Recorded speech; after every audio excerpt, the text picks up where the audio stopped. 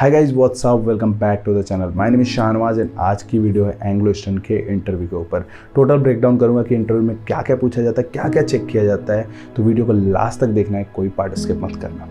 Video start करने से पहले सबसे पहले बता दूं अपने रिजल्ट्स के बारे में। इस बार एंग्लो ईस्टर्न में काफ़ी अच्छा रिजल्ट रहा है अभी तक का। बहुत कम बच्चे गए इंटरव्यू देने, बट स्टिल 10+ सिलेक्शंस ऑलरेडी हो चुके हैं, तो काफ़ी अच्छा जा रहा है सिलेक्शन रेट। अगर आपको आज से डे 1 से ही प्रिपरेशन चालू करनी है अपने रिटन से या फिर इंटरव्यू की, तो आप हमारा लक्ष्य बैच ज्वाइन कर सकते हो। नीचे लिंक आपको मिल जाएगा डिस्क्रिप्शन बॉक्स में गूगल फॉर्म का।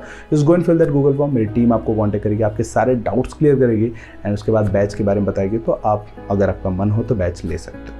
वापस आते हैं वीडियो पे। तो अगर आपने रिटन एग्जामिनेशन दे दिया and it has been more than 3 to 4 days, अगर आपको कोई मेल नहीं आया तो इसका मतलब यही कि आपका सिलेक्शन हो चुका है। अब अगला मेल जो आएगा वो आपका डॉक्यूमेंट सबमिशन का आएगा। डॉक्यूमेंट सबमिशन, आप जब डॉक्यूमेंट सबमिट करोगे उसमें रेफरेंस लेटर भी होता है, वो सब आप सबमिट कर दोगे फिल करके।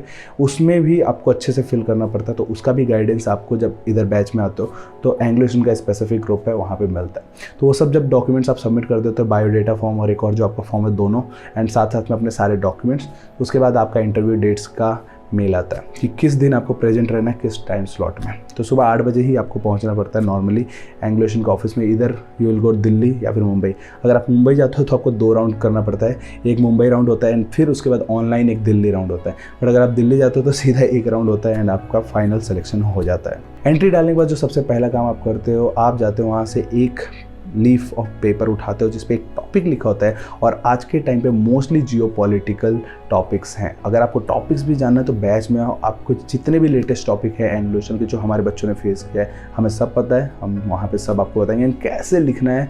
एंड यहाँ पे आपको 250 to 350 वर्ड्स लिखने हैं। उससे अगर आप थोड़ा सा भी कम लिखते हो, they will give you another topic and फिर से उसमें आपको लिखना पड़ेगा।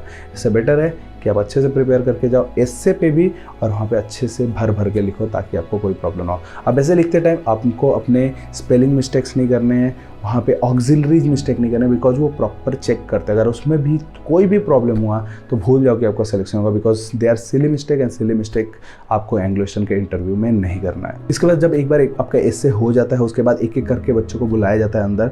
तो अगर आप स्टार्टिंग वाले रहोगे तो स्टार्टिंग में उनका मूड भी अच्छा रहता है, इतना बुरा नहीं होता। लास्ट में इंटरव्यू लेते लेते वो एकदम बिल्कुल ऐसा सड़ेला मूड हो जाता है। तो इसलिए मैं बोलता हूँ कि पहले जाओ, तो आपको पहले इंटरव्यू पड़ेगा। आपको जाना है उनके कैबिन में, आप अपना जो भी पोर्टफोलियो लाया जिसमें आपका सारे सर्टिफिकेट्स है, डॉक्यूमेंट्स है, वो साथ में लेके जाओ। उसको साइड में रखो या फिर टेबल पर पूछ के रखो। ग्रीटिंग आपको करना ही करना है, ये तो मोस्ट इंपॉर्टेंट है।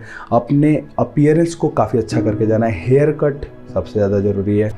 अगर मैं बता दूं बड़ी मरीज के बच्चों को, तो हम लोगों ने एक दिन पहले बच्चों को बार के वहाँ भेज के बाल कटवाया। वो लोग प्रॉपर वहाँ से जाके बाल का फोटो भेजते कि sir is it good to go.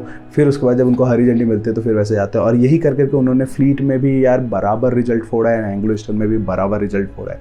Result आपको चेक करना तो इंस्टाग्राम पर आप चेकआउट कर सकते हो। तो आप जाओगे, अपीयरेंस प्रॉपर वेल ग्रूम्ड। यहाँ तो क्लीन शेव होना चाहिए। वाइट शर्ट अगर नहीं तो आपका light colour shirt and dark pant, combination अच्छे से बैठाना। शूज़ फॉर्मल, टाई मैंडेटरी है, अच्छा टाई पहनना, सॉलिड प्लेन टाई पहनना, कोई ऐसा रंग बिरंगा टाई मत पहनना।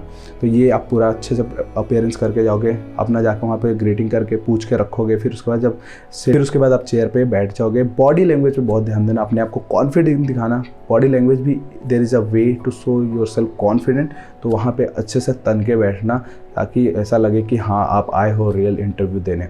उसके बाद क्वेश्चंस की स्टार्ट करते हैं। तो they will start with non technical part, proper आपका इंट्रोडक्शन, आपका फैमिली का इंट्रोडक्शन, आपके हॉबीज़, ये सारी चीज़ें। और इंटरव्यू यहीं से बनना शुरू होता है। आप जैसे जैसे आंसर दोगे वैसे वैसे क्रॉस क्वेश्चन। आपके इंट्रोडक्शन में आपने हॉबीज़ के बारे में बताया, हॉबीज़ पे क्रॉस क्वेश्चन। आपने स्ट्रेंथ के बारे में बताया, उस पर क्रॉस क्वेश्चन। आपने फादर्स प्रोफेशन बताया, तो आपने फादर्स प्रोफेशन क्यों नहीं ज्वाइन किया, आप इधर क्यों आ रहे हैं उसके बारे में। आपके घर का क्या ख्याल है मर्चेंट नेवी के बारे में, आपको कैसे पता चला मर्चेंट नेवी के बारे में जब आपके घर में कोई मर्चेंट नेवी नहीं है। ये सारे सवाल ऐसे बनते जाते हैं आपके क्वेश्चन के आंसर के ऊपर, क्रॉस क्वेश्चन जिनको बोलते हैं। एंड ये स्किल भी आपको आनी चाहिए कि आप क्रॉस क्वेश्चन को कैसे टैकल करते हो। उसके बाद आपका नॉन टेक्निकल हो गया। फिर आप आते हो टेक्निकल राउंड में। टेक्निकल राउंड में start with physics, chemistry, mathematics के बेसिक प्रिंसिपल्स, क्वेश्चंस या फिर ट्रिग्नोमेट्रिक आइडेंटिटीज़, इन सब चीज़ों से पूछना शुरू करते हैं। एंड यहाँ पे आपको बेसिक प्रिंसिपल है तो दे एक्सपेक्ट कि आपको एग्जैक्ट आंसर पता हो जो बुक में है। कहीं आप अपने मन से उनको समझाना शुरू कर दोगे कोई आंसर अगर आपको नहीं पता है तो वो आपके लिए ही प्रॉब्लमेटिक होगा। उसके बाद आपका आता है ज्योग्राफी वाला सेक्शन। ज्योग्राफी वाला सेक्शन भी मोस्ट इंपॉर्टेंट है। आपका सिर्फ इंडियन ज्योग्राफी नहीं पूछा जाता है, यहाँ पे वर्ल्ड ज्योग्राफी पूछा जाता है, कॉन्टिनेंट्स के बारे में, वाटर बॉडीज एंड इवन आपका सी रूट्स भी पूछा जाता है। ये तो मैंडेटरी क्वेश्चन है। मुंबई पोर्ट से आपका यूरोप हो सकता है, ऑस्ट्रेलिया हो सकता है, साउथ चाइना सी हो सकता है, आपका अमेरिका हो सकता है, कुछ भी हो सकता है। They can ask you anything, तो वो सब भी आपको पता होनी चाहिए।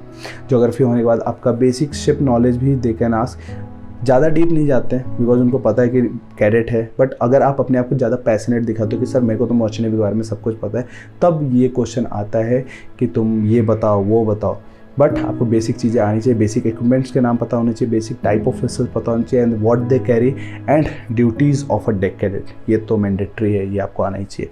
तो ये ऐसे क्वेश्चंस आपके जाते जाते हैं एंड ऐसे सीक्वेंस बाय सीक्वेंस ही क्वेश्चन पूछे जाते हैं।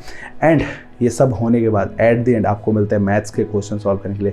यहाँ पे कोई भी गलती से ये नहीं बोलेगा कि मैं जेई का स्टूडेंट हूँ। अगर तुम जेई के स्टूडेंट हो, अगर तुम बोलते हो, तो तुमको जेई लेवल का क्वेश्चन मिलेगा अलॉन्ग विद दीज क्वेश्चन जो नॉर्मल वो बच्चों को दे रहे हैं, उसके साथ तुमको जेई के भी क्वेश्चन मिलेंगे 5 क्वेश्चन सॉल्व करने के लिए। तो वहाँ पे तुम्हारा हवा टाइट होने वाला है अगर जेई तुमने बोल दिया तो। इससे बेटर है जेई ना ही बोलो, नॉर्मल जाओ, नॉर्मल स्टूडेंट्स की तरह। और ये जो मैथ के क्वेश्चन है एग्जैक्ट वही प्रिपरेशन होगा अगर आप हमारे बैच में हो, तो कोई भी वैल्यू चेंज नहीं होगी, सेम टू सेम।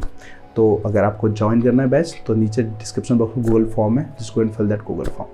मैथ वाले सेक्शन में आते हैं। थोड़ी सी भी गलती हुई, 5 क्वेश्चन आपको दिया, थोड़ी सी भी गलती हुई आपको निकाल दिया जाएगा, लिख के ले लो। अगर नहीं निकाले तो रीस्केड्यूल कर देंगे कि आपको फिर से इंटरव्यू देना पड़ेगा। कुछ बच्चे हमारे वहाँ से रीस्केड्यूल भी हुए हैं। क्यों? बिकॉज उन्होंने √3 का जो वैल्यू लिखा था वो थोड़ा गलत हो गया था, √3 को सही से लिखा नहीं था, इसलिए गलत। तो ये इन सब चीज़ों की वजह से भी रीस्केड्यूल करते हैं इंटरव्यू को। इससे बेटर है कि आप अच्छे से प्रिपेयर करके जाओ एंड मैथ के भी क्वेश्चन को भी फोड़ के आओ।